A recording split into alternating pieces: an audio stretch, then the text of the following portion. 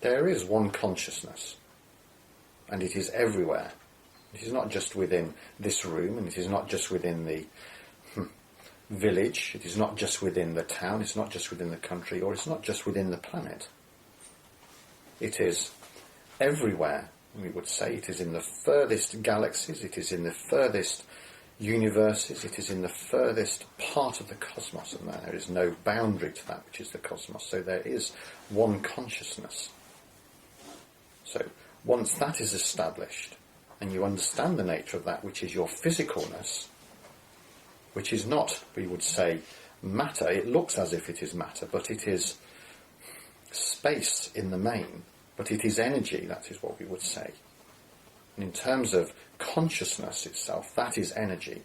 So it is, when we talk about vibrational frequency, there is a difference, there is what we would say is a scale of vibrational frequency, if that is the best way that you can understand it. In terms of the scale itself,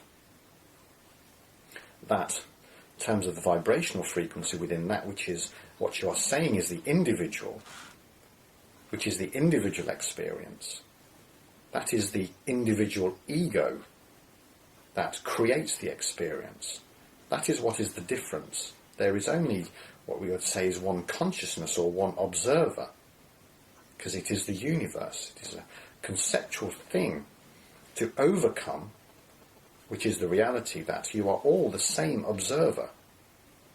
But what you are observing are different aspects of life through that which is the different vibrational frequencies of the egos that you are having, that is creating the experiences that you are witnessing.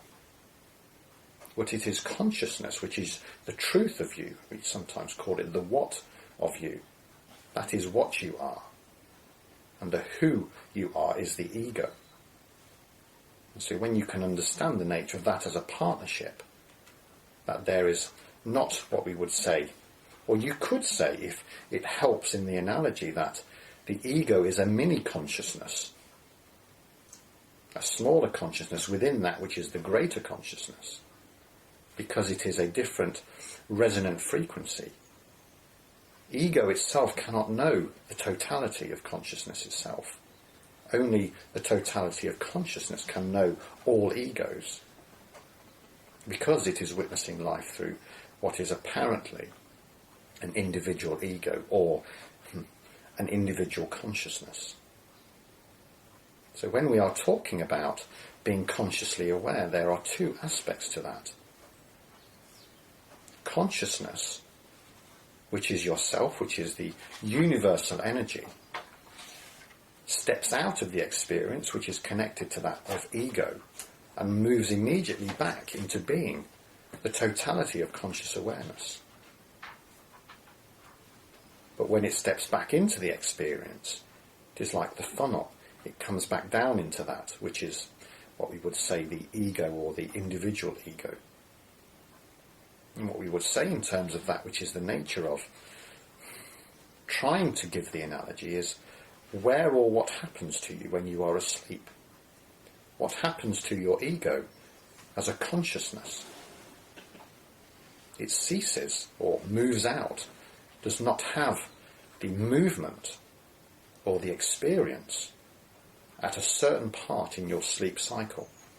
But what happens is that you are moving out in your totality back into the fullness of that which is the totality of conscious awareness in the universe itself during your sleep, because you have no need for the witnessing of the experience of that which is in the physical body, and you simply allow the physical body to process that which have been the experiences that you have had either the previous day or the previous life or whatever it is. Whatever is coming through as an energy, that becomes processed by the physical body, by the brain and by the ego, and then it ceases because it comes to rest. So we do not know whether that fully answers your question, but in terms of that which is, you are fundamentally the totality of consciousness, experiencing it through what feels like an individual consciousness.